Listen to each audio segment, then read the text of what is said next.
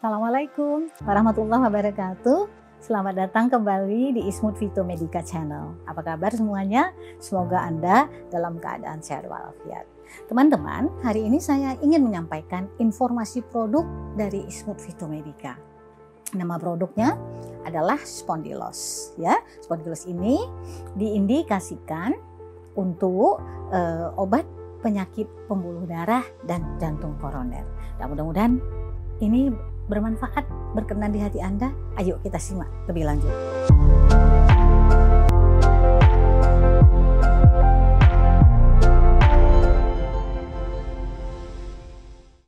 Baiklah, ya kita akan sedikit melihat lebih dalam tentang penyakit pembuluh darah dan jantung koroner. Ya, apa itu penyakit pembuluh darah dan jantung koroner? Nah, penyakit pembuluh darah adalah penyempitan dan pengerasan pembuluh darah atau yang disebut aterosklerosis dalam bahasa kesehatannya. Nah, penyakit ini merupakan penyebab yang umum, ya, umum sebagai penyebab penyakit kardiovaskuler.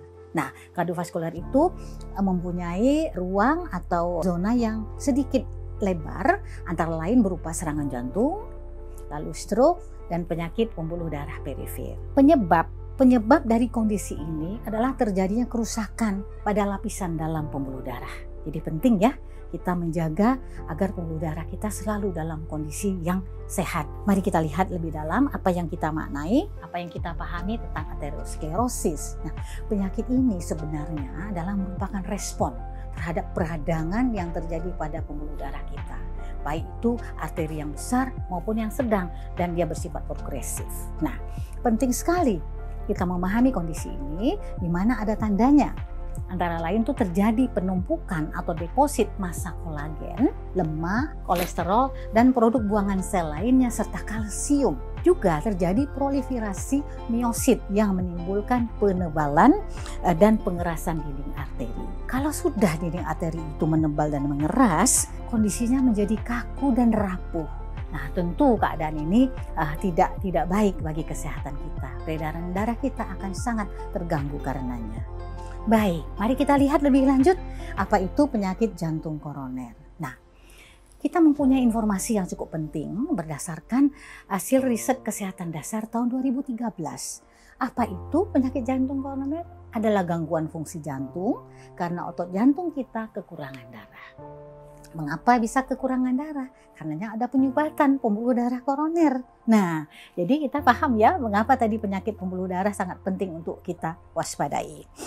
Apa gejalanya penyakit jantung koroner itu? Nah, menurut Kementerian Kesehatan P2PTM, ini ada informasi yang penting. Ada ciri-cirinya. Rasa tidak nyaman di dada atau nyeri yang berlangsung lebih dari 20 menit. Ya, atau bisa juga ada timbul gejala seperti keringat dingin atau gejala lain seperti lemah, badan terasa lemah, seperti tidak bertenaga. Kemudian timbul rasa mual dan juga pusing. Nah, informasi ini penting ya untuk kita pahami dan kita waspadai. Apa sih yang menjadi faktor-faktor risiko yang dapat menjadi pencetus? Ya, ini umur. Umur kan kita nggak bisa pilih ya, sudah takdir kita. Mungkin umur kita sekarang berapa, tentu yang lebih tua mempunyai risiko yang lebih besar dibandingkan yang lebih muda. Demikian juga dengan jenis kelamin. Menurut data, laki-laki lebih rentan loh terhadap penyakit ini. Namun perempuan juga bisa kok masuk dalam kondisi rentan manakala sudah mencapai usia menopause ya. Kemudian adanya riwayat penyakit orang tua. Jadi faktor genetis ini berpengaruh. Kemudian adanya tingkat stres yang cukup tinggi. Maklum ya, hidup di kota besar, kita dikejar dengan segala macam beban pekerjaan menimbulkan stres-stres tertentu. Kemudian mungkin sekali kita kurang aktivitas fisik, mager ya kata orangnya, atau memang pekerjaan kita lebih menuntut kita banyak diam atau duduk. Kemudian kegemukan, merokok, dan ini ada yang penting nih yang saya kasih bintang di situ, kolesterol yang cukup tinggi. Faktor risiko yang paling sering sebagai penyebab penyakit pembuluh darah dan jantung koroner. Kemudian darah tinggi dan juga diabetes. Nah, teman-teman yang baik, kolesterol tinggi, darah tinggi, serta diabetes ini adalah 3 faktor risiko yang perlu ditangani sendiri. Manakala seseorang mengidap penyakit pembuluh darah serta jantung koroner. Baik teman-teman, kita lanjut ya obrolan kita. Tadi penyakitnya sudah kita pahami bersama-sama. Lalu setiap penyakit ada obatnya ya. Apa saja sih obat-obat yang digunakan untuk mengatasi penyumbatan pembuluh darah serta jantung koroner? Nah, ada 3 yang saya sampaikan di sini. Pertama, obat penurun kolesterol. Cocok ya, tadi saya bilang kolesterol sebagai pemicu utama kondisi ini ya. Kemudian ada lagi obat yang anti atau yang mencegah terjadinya penggumpalan darah ya pada kondisi aterosklerosis. Kemudian ada lagi satu obat antikoagulan yang mengencerkan darah manakala memang darah kita terlalu kental. Nah, ini penting ya untuk dapat mencegah pembekuan darah.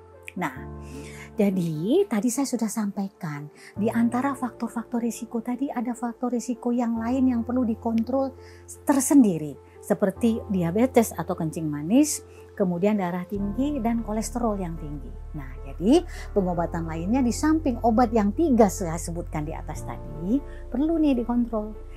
Hipertensinya, diabetesnya dan juga kolesterolnya ya agar pengobatannya menjadi lebih menyeluruh. Baiklah, tadi kita menyampaikan kepada teman-teman semua, saya sampaikan bahwa penyakit ini disebabkan adanya penyumbatan pada pembuluh darah sehingga jantung tidak mendapatkan suplai darah yang cukup untuk melaksanakan fungsinya.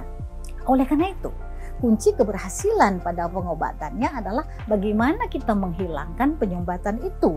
Nah, tadi kita tahu penyumbatan itu terjadi karena adanya deposit ya, penumpukan ya, ada kolesterol di situ, ada lemak di situ, ada kolagen yang numpuk di situ, ada buangan sisa sel buangan sel dan juga lain-lain. Nah, jadi kalau kita ingin berhasil dalam pengobatannya, kita perlu sekali menghilangkan plak-plak penyumbat pembuluh darah tersebut.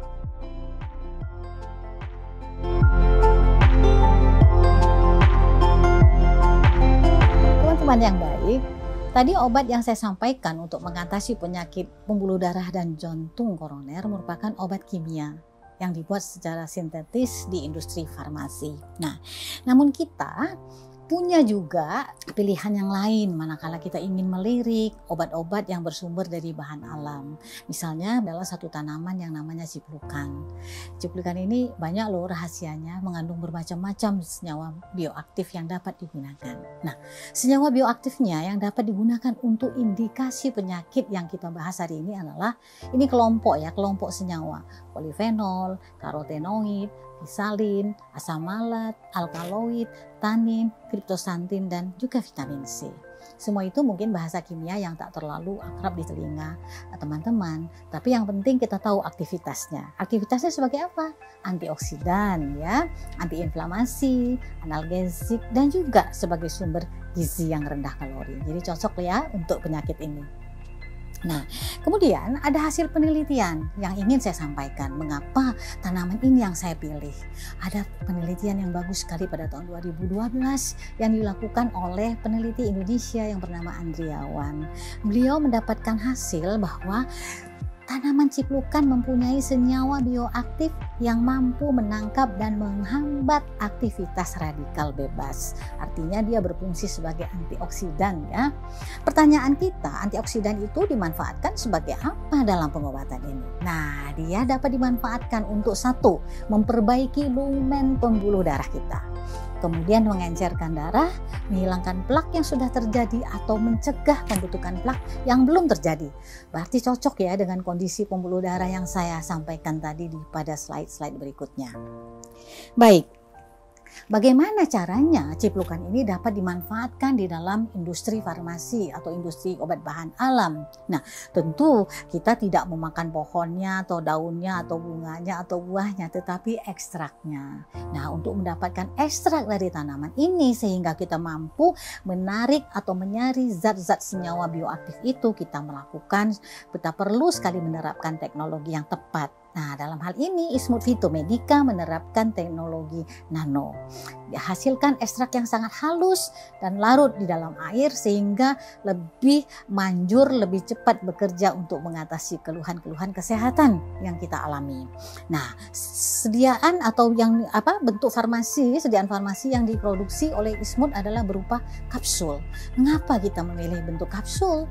Karena dari ekstrak yang sudah diperoleh dari proses ekstraksi itu bisa langsung dimasukkan ke dalam cangkang kapsul tanpa kita harus menambah zat penambah tambahan apapun selain dari ekstrak murni itu sendiri, ya.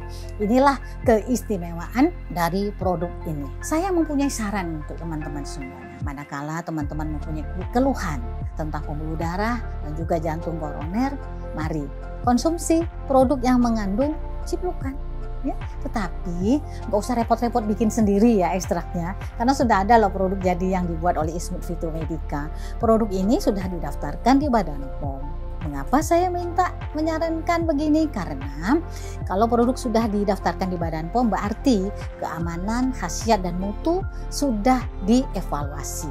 Dan Anda mendapatkan kemudahan karena dikonsumsi dalam bentuk kapsul, mudah dikonsumsi dan juga mudah dibawa manakala memang Anda perlu bepergian ke satu tempat, ya.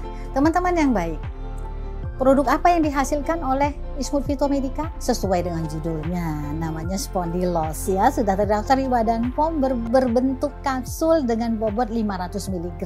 Tertera nomor registrasi dari Badan POM. Nah, Spondylos ini murni mengandung ekstrak dari pohon ciplukan. Dikemas dalam satu box, ada 5 blister di dalamnya. Masing-masing blister berisi 10 kapsul, ya. Jadi satu box itu berisi 50 kapsul yang siap konsumsi.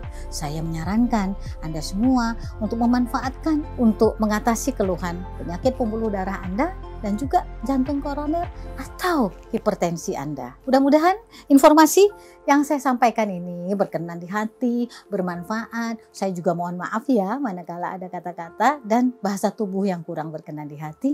Sampai kita berjumpa lagi pada video yang akan datang. Assalamualaikum warahmatullahi wabarakatuh.